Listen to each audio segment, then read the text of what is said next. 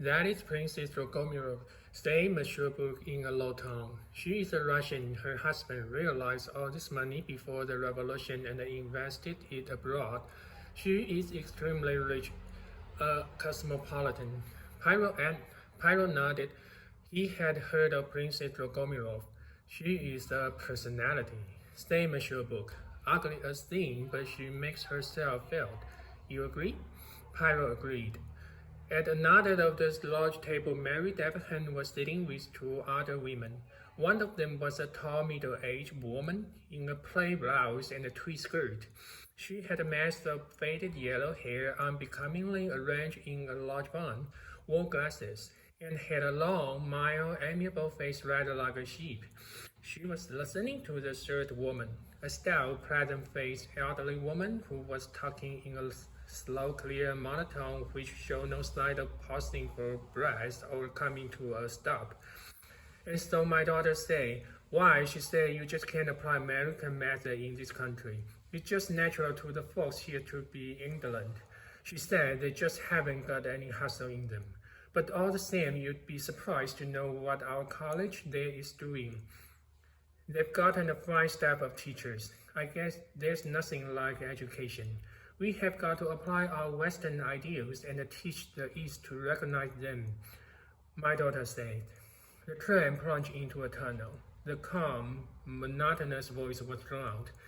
At the next table, a small one sat Colonel Arbuthnot alone. His gaze was fixed upon the back of Mary Debenham's head. They were not sitting together, yet it could easily have been managed. Why? Perhaps Pyro thought Mary Debenham had demurred. A governess learned to be careful. Appearances are important. A girl with her living to get has to be discreet. His glance shifted to the other side of the carriage. At the far end against the wall was a middle-aged woman dressed in black with a broad, expressionless face. German or Scandinavian, he thought, probably a German lady's maid. After her came a couple leaning forward and talking animatedly together. The man wore English clothes of loose tweed, but he was not English, though only the back of his head was visible to Pyro. The shape of it and the set of the shoulders betrayed him. A big man, well made. He turned his head suddenly, and Pyro saw his profile. A very handsome man of 30-odd with a big fair mustache. The woman opposite him was a mere girl, 20 at a guess.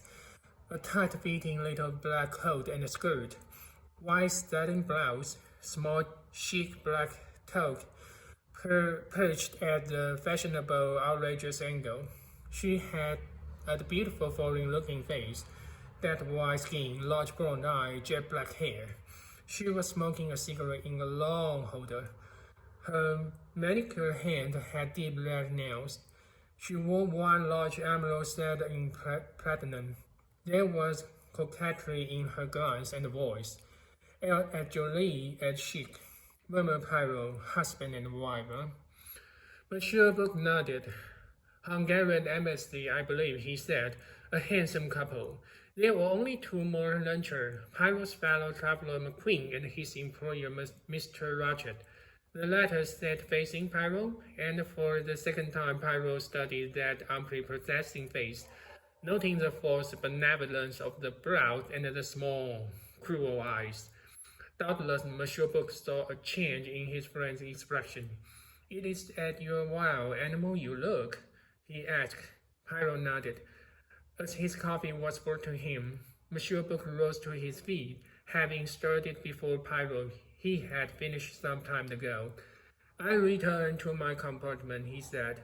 "Come along presently and converse with me." "With pleasure." Pyro sipped his coffee and ordered a liqueur. The attendant was passing from table to table with his box of money, accepting payment for bill. The elderly American lady's voice rose shrill and plaintive.